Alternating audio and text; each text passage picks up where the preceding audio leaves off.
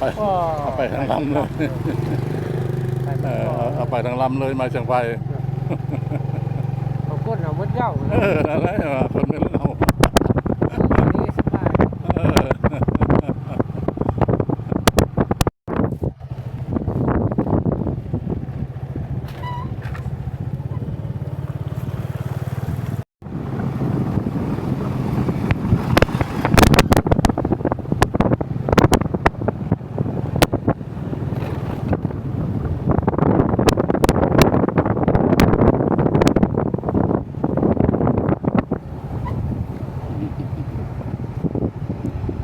ต้นไม้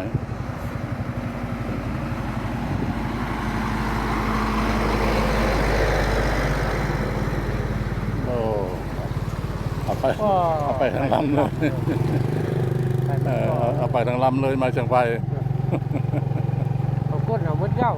นั่นแหละคนนึงเรานี่สบาย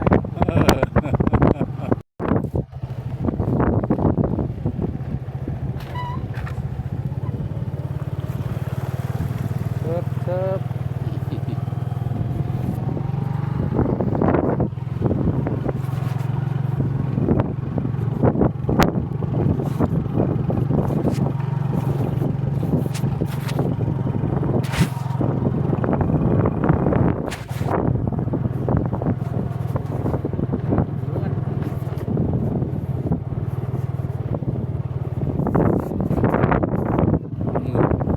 จะรถมันก็แม่นนะอยู่คนเสียงหน้าเขาอยู่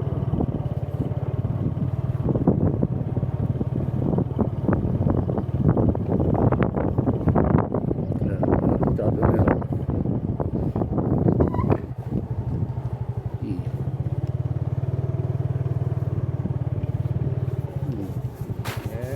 แล้ว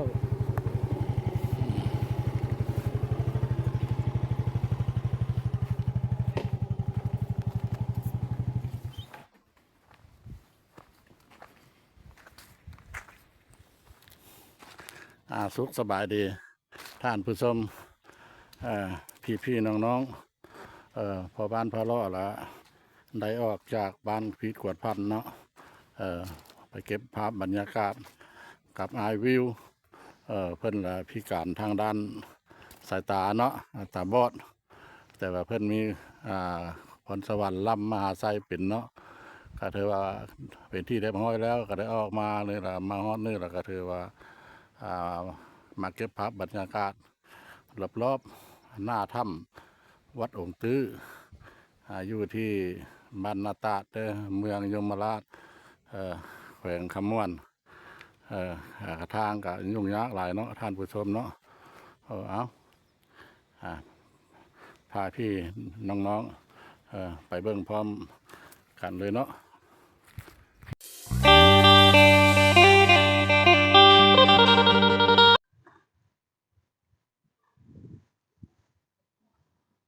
ท่านผู้ชมเลยจะได้เริ่มเข้าปักถ้ำแล้วมีขัวเด้อมีสะพานน้อยแผ่น2 แผ่นแผ่น2 แผ่นน้ำนี่มันสิไหลออกมาจากมันมีแปวเด้อจังมันแม่น้ำอย่างละทางพ่อบ้านพาลอกกับบ่ได้ถามชาวบ้านเพิ่นเนาะอันนี้ละมันเป็นรอบๆถ้ำเด้อท่านผู้ชมเด้อยังบ่ทันได้เข้าถึงอันนั้นเนาะบ่ทันได้ถึงพระองค์ตื้ออันนี้ละพอบ้านพระรอบมาเก็บภาพบรรยากาศทางข้างรอบๆไปเป็นแบบนี้ละผาสูงสั้นพวกเงินคอตั้งจนจะง่ายหลังความสูงท่านผู้ชมเนี่ยเด้ออันนี้ก็คือว่าหน้าผาธรรมชาตินี่คือว่ายกให้เพิ่นเลยทางพระบ้านพระเลาะเนาะไปหลายบ่อนหลายที่อยู่เฉพาะว่าอยู่แขวงคำม่วนเนาะถ้าว่าบ่เห็นว่าที่ซ้ำสถานที่แห่งนี้เนาะมันเป็นวัดป่าเป็นวัดป่าพระองค์ตื้อท่านผู้ชมเอ้ย แต่ว่าตามตำนานผู้เฒ่าผู้แก่เพิ่นสร้างไว้ว่าเพิ่นไว้ว่าเพิ่นมาประดิษฐ์สังขรณ์อ่าเอาพระมาไว้มาแตะหลวงพระบางเด้อต้นกำเนิดมาแตะหลวงพระบาง แต่สมัยว่าพญาไสเสถาธิราชเนาะเออเพิ่นได้มาสร้างพระองค์ตื้อไว้อยู่ที่นี้เออระยะผ่านมาเนาะแล้วก็มีเกิด อันนี้นะเป็นนั่นเด้อต้นโพเด้อเป็นมักตะเก้าเพื่อก็มักปลูกตามวัดอันนี้มันเป็นวัดเก้าวัดห้างพอดีสมัยสงครามอ่าฝรั่งอเมริกามาเนี่ยละเพิ่นก็ได้มารีซ้อนปิดบังบ่ให้ประวัติความเป็นมาของถ้ำนี่ออกไปสู่สังคมโดยตัวนี้มันก็สิมีหูหนึ่งหูอีกแล้วก็มีผู้คนขึ้นไปเทิงพ้น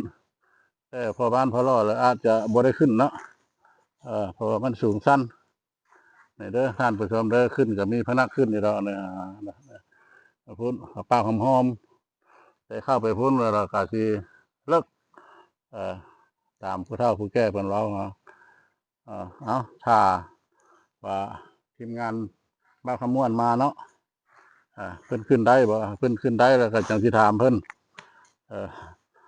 มาให้มาเบิ่งครับตัวสัตว์สาวาสิ่งของชาวบ้านเนาะ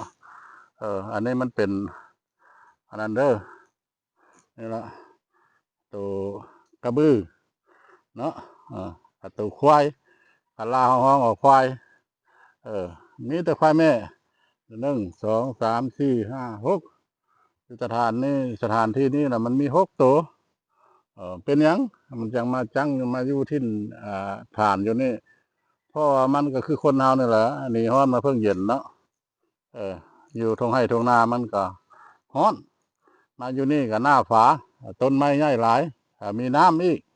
อยากกินน้ำก็ลงไปกินอยากแม่น้ำลงไปเก็บขึ้นมานอนอยู่นี่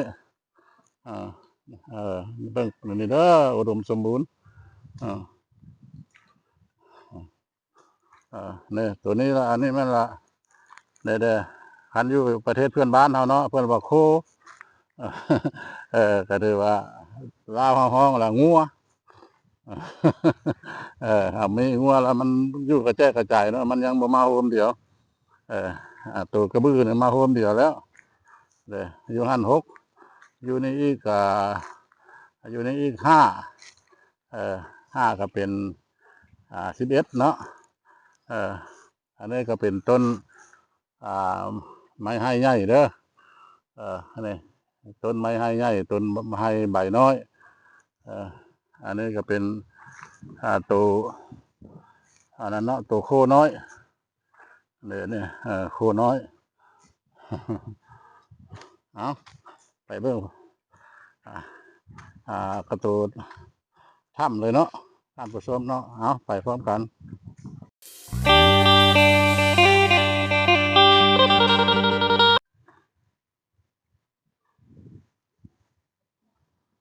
ท่านผู้ชมเลยจะได้เริ่มเข้าปักถ้ำแล้วมีขัวเด้อมีสะพานน้อยแผ่น2แผ่นแผ่น2แผ่นน้ำนี่มันสิไหลออกมาจากมันมีแปวเด้อจังมันแม่น้ำอย่างละทางพ่อบ้านพระลอกกับบ่ได้ทานชาวบ้านเพิ่นเนาะอันนี้ละมันเป็น รอบถ้ำเด้อท่านผู้ชมเด้อยังบ่ทันได้เข้าถึงอันนั้นเนาะบ่ทันได้ถึงพระองค์ตื้ออันนี้ละพอบ้านพระเลาะมาเก็บภาพบรรยากาศทางข้างรอบๆไปเป็นแบบนี้ละผาสูงสั้นพวกเงินคอตั้งจนจะง่ายหลังความสูงท่านผู้ชมเลยนี่เด้ออันนี้ก็คือว่าหน้าผาธรรมชาตินี่ถือว่ายกให้เพื่อนเลยทางพระบ้านพระเลาะเนาะไปหลายบ่อนหลายที่อยู่เฉพาะว่าอยู่แขวงขมวนเนาะถ้าว่าบ่เห็นว่าที่ซ้ำ สถานที่แห่งนี้เนาะมันเป็นวัดป่าเออ